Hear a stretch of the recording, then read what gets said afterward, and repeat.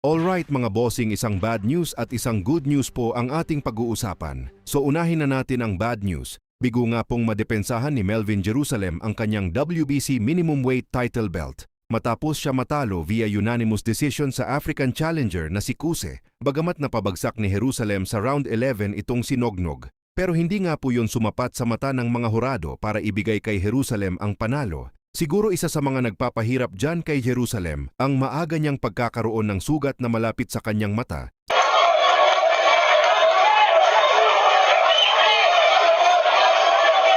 minute 14 seconds left. This is quite an intense 1 minute left for South African boxing.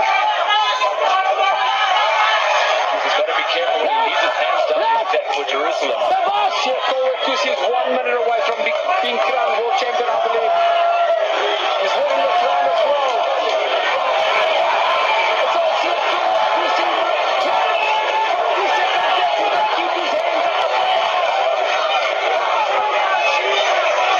Kusi's got to be careful. 20 seconds left to go. Melvin Jerusalem, a dangerous puncher. We saw him drop.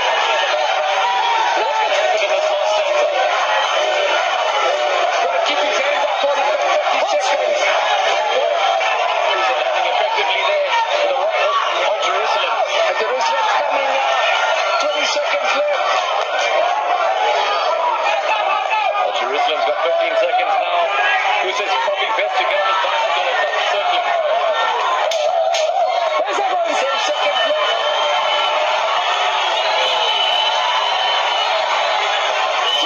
Kusa's got to win this round.